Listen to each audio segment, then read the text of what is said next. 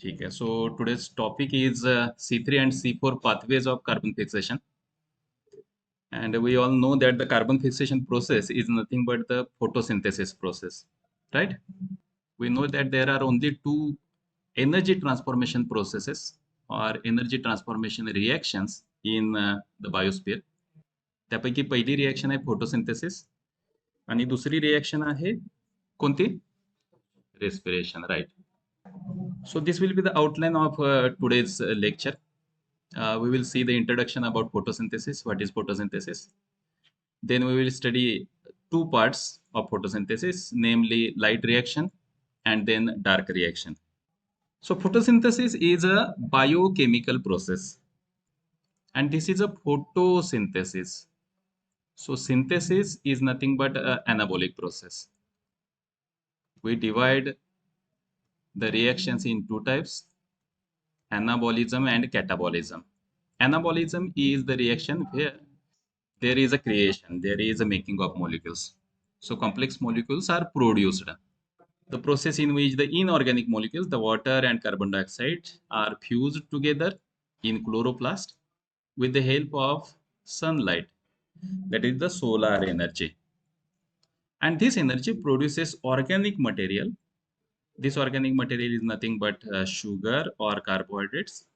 Later on, it is converted into number of intermediate macromolecules.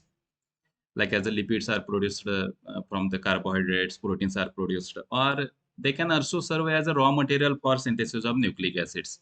Okay, so all the metabolic reactions are ultimately dependent on the synthesis of organic molecule by this process known as a photosynthesis. What is the location of photosynthesis? Where it occurs? कुठं होते photosynthesis? Chloroplast मध्ये होते आणि chloroplast structure आपल्याला माहिती आहे. This cell organelle is said to be semi autonomous. Okay, why it is called as semi autonomous? It is self replicating. Whether it replicates itself on its own, then why it is called as semi? Why it is not called as autonomous? So some instructions are encoded on chlorophyll DNA and some instructions are encoded on the nuclear DNA, the cellular genome. That is why it is called as a semi-autonomous. The structure of this chlorophyll DNA is just like as a bacterial DNA.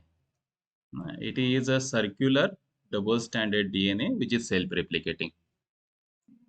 If we see the structure, this cell organelle has two envelopes, the outer membrane and the inner membrane. Okay, so double membrane cell organelle is present. This is the characteristic of eukaryotic cell or prokaryotic cell. Eukaryotic cells, they have the compartmentation. Okay, so for different functions, a specific cell organelle is authorized. Like as for photosynthesis, chloroplast has given authority and it has separate compartmentation. Now it is present inside the chloroplast. Okay, grana are there. So these are the grana. We call them as a thylakoids, right? What else is present? That material which is filled up in these membranes is called as a stroma. It includes this DNA as well as there will be ribosomes. Ribosome कोणत्या टाइपचे असतील सांगा? ATS. Is it right? ATS? 70S? Okay. So correct answer is 70S ribosomes are present within the chloroplast. Okay, chloroplastच्या आतमध्ये जे रायबोसोम्स आहेत ते 70S आहेत. The stroma also includes number of enzymes which are required for various physiological reactions, specifically the dark reactions. These thylakoids are the membrane structures. Okay, thylakoids are all membranes. And at certain position, the thylakoids are arranged in a stack-like structure. It is called as a grana. Whereas at other places, certain places, granums are connected by thylakoid, which is called as a stroma lamellae. इथं दोन ग्रानांना connect करणारे काही intermediate thylakoid membranes पण आहेत. या मेम्ब्रेनना आपण म्हणतो stroma lamellae. दोघांचं फंक्शन सेम आहे. Both participates in light reactions but they are specialised for different light reactions. Light reaction मध्ये दोघांचे फंक्शन्स वेगळे आहेत त्यामुळे स्ट्रक्चरमध्ये दोघांच्या थोडंसं व्हेरिएशन आहे. काय आहे ते आपण बघू पुढं. So general structure we have seen, it is a membrane-bound cell organelle which includes stroma. This is filled up into these membranes, inner membrane, and there are number of grana which are arranged, thylakoids which are arranged either in the form of granum or they are present in the form of stroma thylakoid. This is general structure of this membrane. सगळे थायलॉकॉइड्स आहेत त्या मेम्ब्रेनचं structure आपल्याला असं दिसतंय. लिपोप्रोटीनचा bilayer आहे. Okay, lipids are arranged in two layers. The heads are facing towards outer side, the tails are facing towards inner side. Number of proteins are there. So this structure resembles with the Singer and Nicholson's model. कोणतं model singer and निकोल्सनचं? Right. This is fluid mosaic model where it behaves like as a fluid, but it is mosaic structure. The lipid membranes are intermingled with number of proteins, extrinsic proteins and intrinsic proteins. Now, if we go in details, so here we can say that the stroma is there, which participates in dark reaction. Thylakoids are participating in light reactions. These are the membrane systems. And these thylakoids are again divided into two types, grana thylakoid and stroma thylakoid. Okay. Now, in grana thylakoids, we can see there is a cavity in between these membranes. Okay, so here, these grana thylakoids are hollow. Right. ह्या आतमध्ये जी cavity दिसते, पोकळी दिसते, ही पोकळी आपल्या त्या थायलॉकॉइडच्या आतमध्ये दिसते. तसंच ते स्ट्रोमा थायलॉकॉइड्स आहेत इथं कनेक्ट झालेले, त्यांच्या आतमध्ये पण आपल्याला ही पोकळी दिसेल. This cavity is called as lumen. Okay, so here we have a lumen and this is the membrane. This is a membrane. Now this membrane basically it is a lipid protein membrane, but on this membrane we can get clusters of pigments. Oh, there are a number of pigments which are arranged in a cluster, and these clusters forms photosystems. त्यांना आपण photosystems असं म्हणतो. So these photosystems are present on the membrane of the grana thylakoid as well as on the membrane of stroma thylakoid. ह्या फोटोसिस्टम्स कुठं locate झालेत? तर photosystem ज्या आहेत या फोटोसिस्टम दोन्ही थायलॉकॉइडच्या मेम्ब्रेन वरती आहेत. So these membranes will be exposed towards lumen on one side. या फोटोसिस्टम आहे त्याच्या एका बाजूला आपल्याला ल्युमेन दिसेल cavity, and on other side we will have stroma. आता हे आहे लोकेशन आपल्या लाईट रिॲक्शनचं जे फोटोसिस्टम्स मध्ये होणार आहेत. तर आपल्याला माहित असायला पाहिजे फोटोसिस्टमच्या एका बाजूला ल्युमेन असेल क्लोरोप्लास्टचं आणि बाहेरच्या बाजूला क्लोरोप्लास्टचा स्ट्रोमा असेल. Okay, moving further. So this is a general structure or schematic diagram of the photosystems. So photosystems are the association of number of chlorophyll molecules. We know that there are different types of chlorophyll molecules, right? The chlorophylls are chlorophyll A, chlorophyll B. Out of that, chlorophyll A, it behaves like as a reaction center. And in bacteria, the bacteriochlorophyll A, it behaves like as a reaction center. So these two pigments, chlorophyll A or bacteriochlorophyll A, these are called as essential pigments. Without these pigments, the reaction of photosynthesis or the light reaction will not be completed. हे दोन pigments आहेत ते अत्यावश्यक आहेत. बाकीच्यांचं concentration कमी जास्त झालं तरी बिघडत नाही. So all other pigments are called as accessory.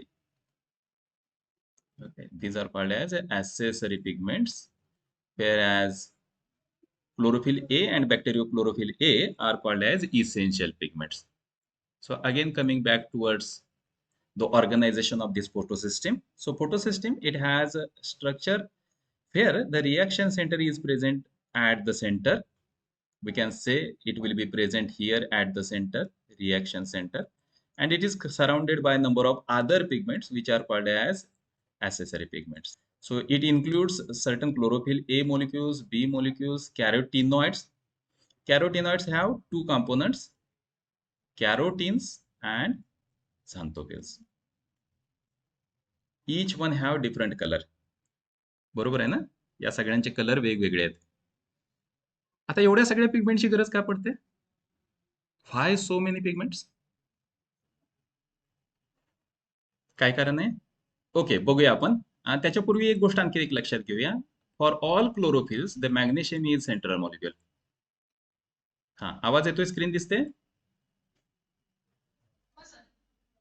Okay, so we will continue. Magnesium is present at the center. This is called as porphyrin ring, and it will have a phytol tail.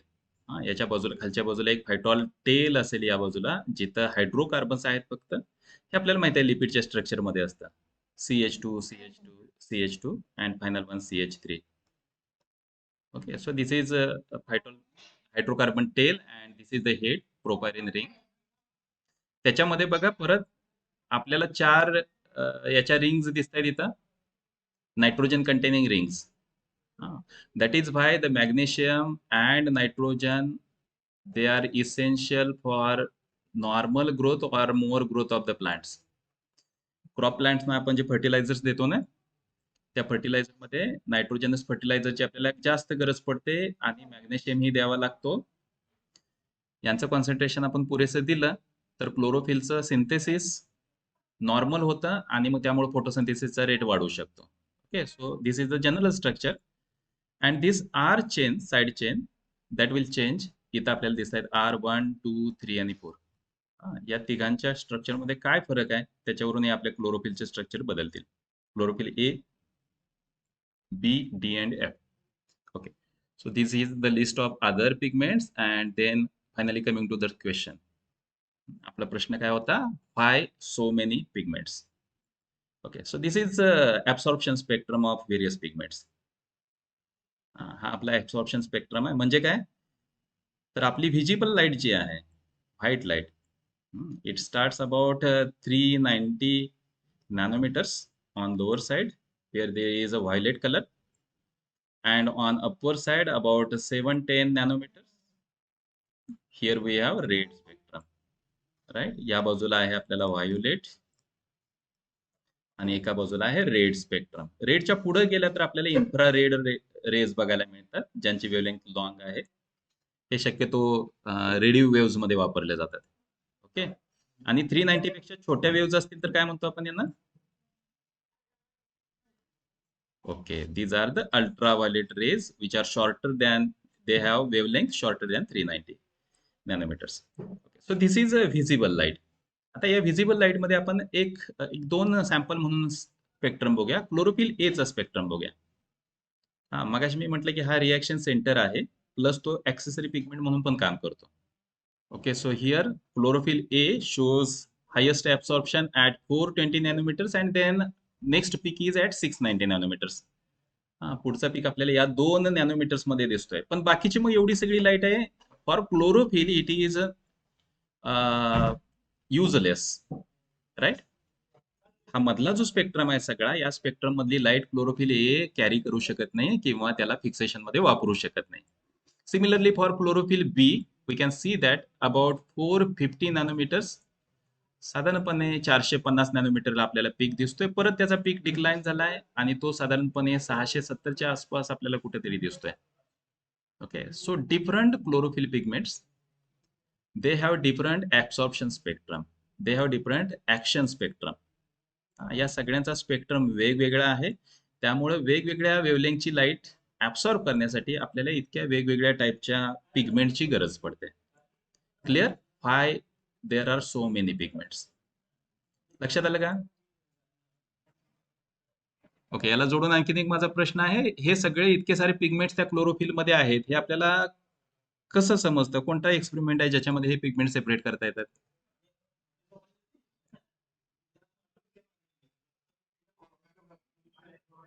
Chromatography, correct. So chromatography is the technique by which we can separate these pigments. Okay, moving towards next process. So this is a general outline of the photosynthesis. आपल्या लक्षात आलं की photosynthesis आहे त्याच्यासाठी 4 component लागतात. सनलाईटची आवश्यकता आहे, वॉटरची आवश्यकता आहे, कार्बन डायऑक्साईडची आवश्यकता आहे आणि याच्याशिवाय क्लोरोफिलची आवश्यकता आहे. So these are 4 components which are required. Then what is produced? It produces the organic energy, glucose. Okay, so this general outline can be represented by another figure. we can divide photosynthesis into two broad categories: the light reaction